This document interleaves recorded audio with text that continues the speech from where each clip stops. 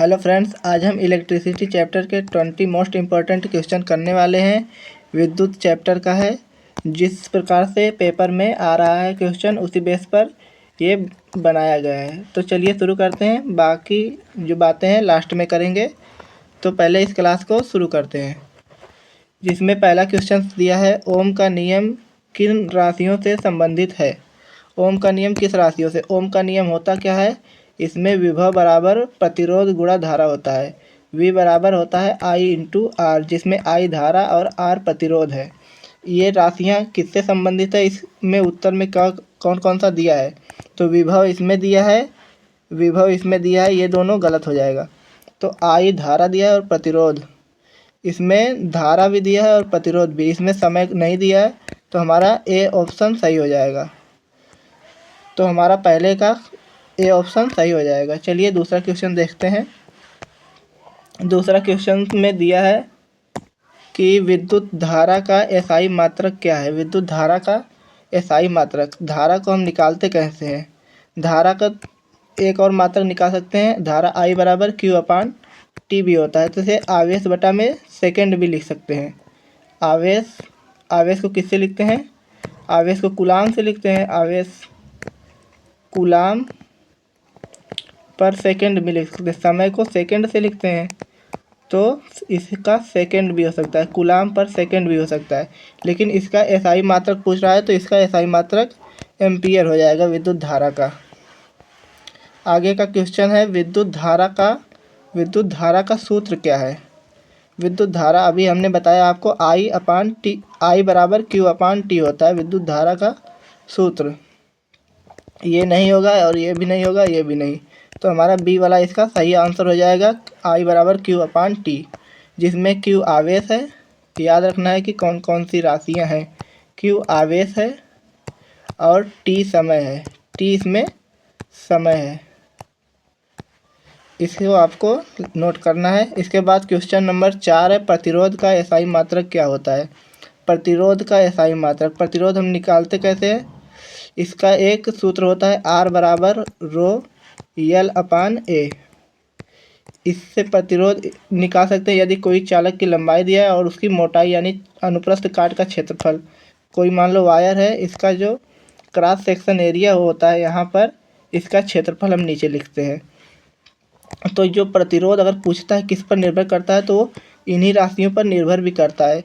ये नहीं कि जो V बराबर I इंटू आर होता है सूत्र ओम के नियम से, इससे R बराबर यहाँ से I नीचे चला जाएगा तो V अपान आर हो जाएगा। इस पे विभव और प्रतिरोध पर निर्भर नहीं करता है प्रतिरोध, इसे आपको याद रखना है। इसमें I हो जाएगा नीचे हो जाएगा I। विभव और धारा पर प्रतिरोध निर्भर नहीं करता है, इसे भी आपको याद रखना है। इसके बाद आगे का देखते हैं। क्वेश्चन नंबर 5 दिया है। क्वेश्चन नंबर 5 में क्या दिया है, विद्युत शक्ति का मात्रक क्या है। विद्युत शक्ति को कैसे लिखते हैं? P से लिखते हैं। P बराबर एक सूत्र होता है, P बराबर हम पहला सूत्र लिखते हैं, कार्य करने की दर शक्ति। इससे बहुत सारे सूत्र बनाए जाते हैं। इससे हम लिख सकते हैं, एक सूत्र होता है हमारा, विभव बराबर होता है कार्य बटा में आवेश। आवेश को क्यू से लिखते हैं। यहाँ से अगर हम डब्लू का मान निकालें, डब्लू बराबर वी इंटू क्यू होता है। सूत्र तो हमारा ये हो जाएगा। इसके बाद देखते हैं, अगर पी बराबर इसके बाद में निकालें तो डब्लू बराबर वी अपान क्यू रख दें। यहाँ पे वी क्यू अपान टी हो जाएगा। तो यहाँ पर Q बराबर हमने देखा था I इंटू टी होता है। Q बराबर I इंटू टी, ये भी एक सूत्र होता है। अगर I इंटू टी का मान इसमें रख दें, P बराबर Q के स्थान पर I इंटू टी रखा जाएगा। V और I और T, V I T upon T नीचे है, तो T से कट जाएगा। T से कट जाएगा तो V इंटू आई बचेगा हमारा, V इंटू आई। तो ये हमारा हो जाएगा शक्ति का, ये भी एक सूत्र हो जाएगा। तो हमारा शक्ति का मात्रक क्या होता है? शक्ति का मात्रक पूछा है, शक्ति का मात्रक वाट हो जाएगा। इसे हम वाट से भी लिखते हैं। और यहाँ से अगर निकालें वोल्ट पर एम्पियर, और अलग अलग सूत्र, इसके अलग अलग मात्रक भी निकल सकते हैं। इसके बाद अगला क्वेश्चन देखते हैं। क्वेश्चन नंबर 6 दिया है। क्वेश्चन नंबर 6 दिया है, विद्युत शक्ति का सूत्र क्या है। अब शक्ति का सूत्र हमने आगे ही आपको बता दिया, इसका 2-3। इसका सूत्र P बराबर V इंटू आई, एक हमने बताया आपको, P बराबर V इंटू आई होता है। विभव, जहाँ पर V विभव है और I धारा है, विभव गुणे में धारा, इसका हो जाएगा शक्ति का। और शक्ति के अन्य सूत्र भी बता दिए। इसके बाद देखते हैं क्वेश्चन नंबर 7 दिया है। इसमें दिया है 1 यूनिट विद्युत ऊर्जा किसके बराबर होती है। 1 यूनिट को क्या कहते हैं, 1 यूनिट इसे ही कहते हैं 1 किलोवाट घंटा। 1 किलोवाट घंटा, 1 किलोवाट मतलब 1000 वाट, 1000 वाट। और 1 घंटा मतलब गुणे में 1 घंटे में कितना मिनट, 60 मिनट, गुणे में 1 सेकेंड 60 सेकेंड, 1 मिनट में 60 सेकेंड। तो इन सब का गुणा कर लेंगे, 6 36 हो जाएगा, और गुणे में 3 जीरो ये और 1 गुणा में 10 की पावर 5 आ जाएगा। यहाँ पे एक अंक पे दशमलव हटाना है, तो 3 दशमलव, अगर 6 लिखेंगे तो 1 पावर बढ़ जाएगा, 10 गुणा की 10 की पावर 6। तो हमारा इसमें कौन सा ऑप्शन दिया है, 3.6 into 10 to the power 6 joule हो जाएगा। इसका मात्रक यहाँ से भी पता चल गया कि मात्रक जूल होता है। अगला क्वेश्चन दिया है, श्रेणी परिपथ में धारा कैसी होती है। कैसी होती है धारा श्रेणी परिपथ में। श्रेणी परिपथ में धारा कैसी होती है। मान लो कोई सीरीज क्रम में यंत्र जुड़े हुए हैं, तो सीरीज में सभी जो धाराएं होती हैं, सभी धाराओं का मान समान ही होता है। मान लो यहाँ आई है, यहाँ भी आई रहेगा, सभी परिपथ में सबकी धारा समान ही रहेगी। तो ऑप्शन नंबर सी हो जाएगा हमारा इसका आंसर। इसके बाद दिया है क्वेश्चन नंबर 9, समांतर परिपथ में वोल्टेज कैसा होता है। तो उसमें अगर हमने देखा धारा समान होती है तो वोल्टेज यहाँ पर अलग अलग रहते हैं। वोल्टेज मान लो यहाँ पर V1 है, यहाँ पर V2, तो यहाँ पर V3 रहेगा, यहाँ पर अलग अलग रहेगा। वहीं अगर समांतर परिपथ में जोड़ें, यहाँ से कोई धारा आ रही है तो अलग अलग बट जा रही है। यहाँ पर कोई यंत्र लगा है, अब यहाँ से कोई धारा आ रही है, यहाँ पे कोई यंत्र लगा है, अब यहाँ से कोई धारा वही बट के अगर यहाँ पे कोई यंत्र लगा रहा है, ऐसे धारा जा रही है, तो यहाँ पर विभव समान होते हैं। सॉरी, यहाँ पर विभव V है, तो यहाँ पर यंत्र लगा है ऐसे, तो यहाँ पर अगर V है तो विभव समान रहता है, लेकिन धाराएं यहाँ पर बढ़ जाती हैं। यहाँ से I1 धारा चली गई, यहाँ से I2 और यहाँ से I3, तो धाराएं बढ़ जाती हैं। इसमें पूछा है समांतर परिपथ में वोल्टेज कैसा होता है। तो वोल्टेज समान ही होता है, सब जगह वोल्टेज समान रहता है। ऑप्शन नंबर बी इसका सही आंसर हो जाएगा। इसके बाद क्वेश्चन नंबर 10 दिया, श्रेणी संयोजन में समतुल्य प्रतिरोध कितना होता है।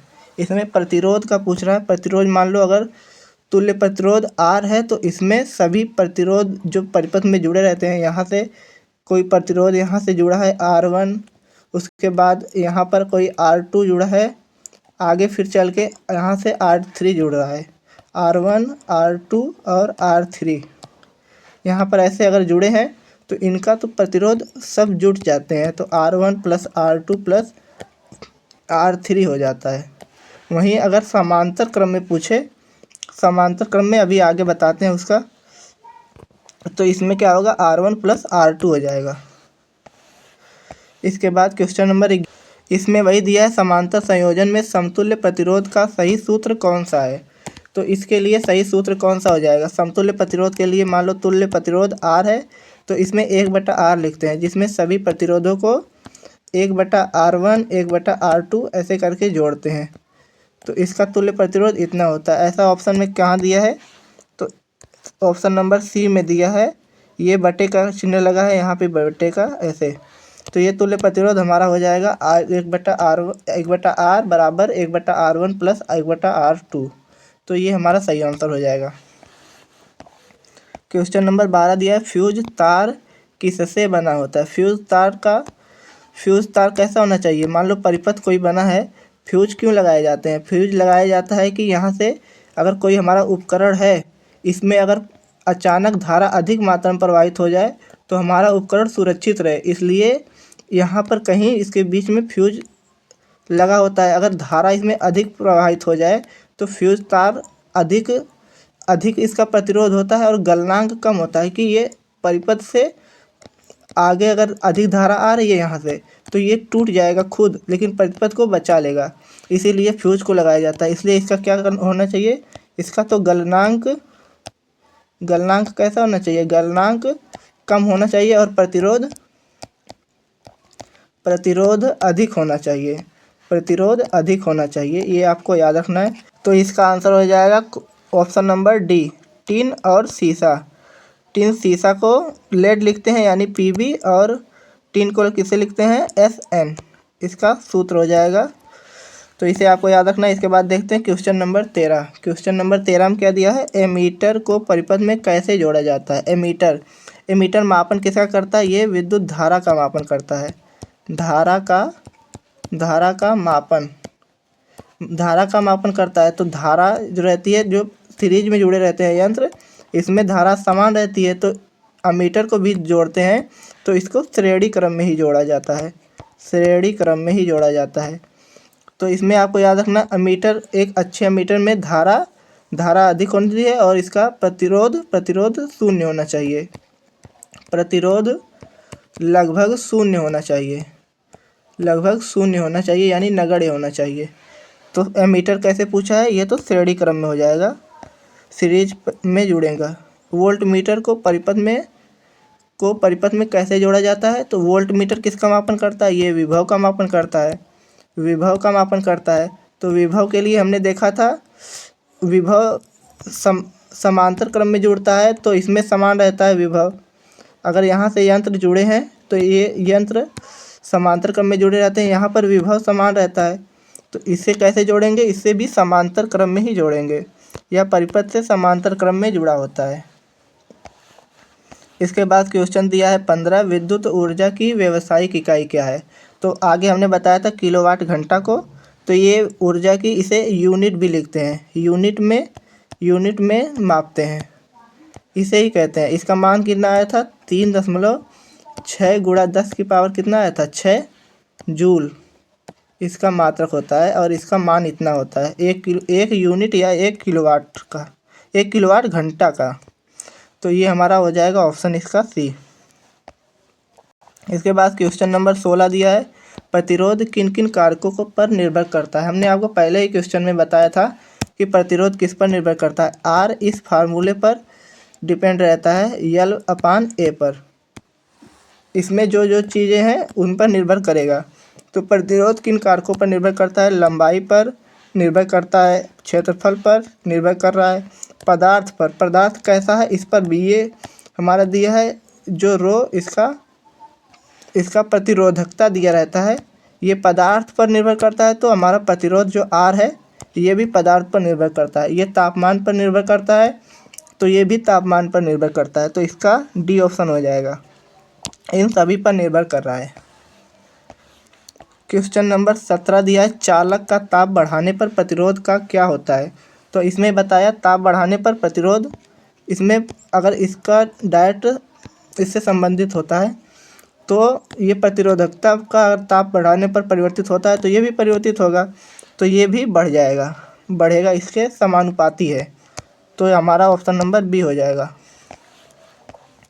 क्वेश्चन नंबर 18 दिया है, परंपरागत विद्युत धारा की दिशा क्या होती है। परंपरागत, इसमें आपको बताते हैं, एक मान लो कोई सेल है, इसमें 2 टर्मिनल लगे हैं, ये सेल हो गया हमारा, और इसमें 2 टर्मिनल लगे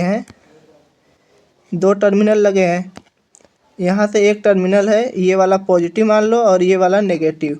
तो धारा हमारी, इलेक्ट्रॉन, पहले बताओ कि इलेक्ट्रॉन किस दिशा में, इलेक्ट्रॉन माइनस पर होता है तो इलेक्ट्रॉन माइनस से प्लस पर जाता है, ये इलेक्ट्रॉन की दिशा हो गई। तो धारा इसके विपरीत जाती है, तो धारा इधर से पॉजिटिव टर्मिनल से नेगेटिव टर्मिनल की ओर जाएगी। तो हमारा पूछ रहा है परंपरागत विद्युत धारा की दिशा क्या होती है, विद्युत धारा की दिशा पूछ रहा है, धन आवेश प्रवाह की दिशा हो जाएगा। अगर इलेक्ट्रॉन इधर जा रहे हैं तो प्रोटॉनों की संख्या इधर, धन आवेश उसे कहते हैं प्रोटॉनों को, तो हमारा धन आवेश प्रवाह की दिशा हो जाएगा इसका ऑप्शन।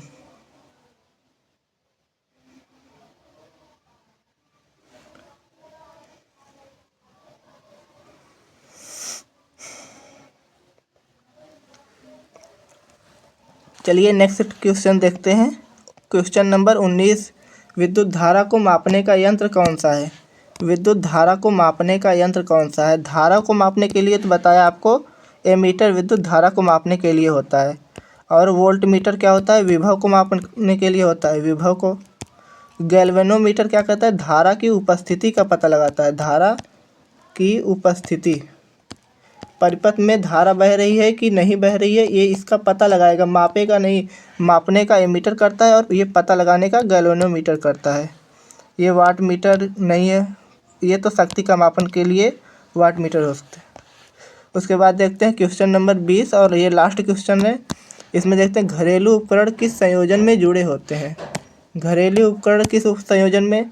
इसमें देखो, इसमें होता है कि सीरीज में अगर उपकरण लगे हैं, यहाँ पर कोई उपकरण लगा है, यहाँ पे अगर यहाँ से अगर सीरीज यहाँ से ब्रेक हो गई तो आगे के कोई भी उपकरण है नहीं चलेगा।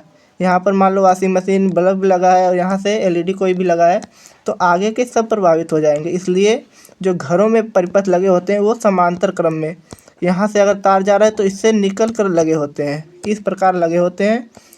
इसमें समांतर क्रम में सबको जोड़ा जाता है। बोर्ड से अगर लाइट आ रही है तो इसमें भी जाएगी, उसके बाद यहाँ से लगेगा, बोर्ड से सीधा या इसमें जाएगा, फिर बोर्ड से सीधा इसमें जाएगा। ये नहीं कि यहाँ पे लगा परिपथ फिर यहाँ से निकाल दे ऐसे, फिर यहाँ से सीधा, ऐसा नहीं होता है। तो इसमें आपको इसे याद रखना है कि ये किस क्रम में जुड़े होते हैं। तो घरेलू उपकरण जो समांतर क्रम में जुड़े होते हैं, ऑप्शन नंबर बी हो जाएगा इसका आंसर। ये इतने ही क्वेश्चन थे आज के लिए, और आपको इसका अगर पीडीएफ चाहिए तो पीडीएफ रेड ऑन स्टडी नाम से टेलीग्राम पर रेड ऑन स्टडी 319 इस पर जाकर आप इसे डाउनलोड कर सकते हैं। इस पर पीडीएफ अपलोड कर देंगे। और ये आपको वीडियो कैसा लगा इसके लिए कमेंट में भी बता दीजिएगा। आपको ऐसे ही आगे भी वीडियो और मिलते रहेंगे और ऐसे पढ़ाई आपकी चलती रहेगी। मिलते हैं अगले वीडियो में। धन्यवाद।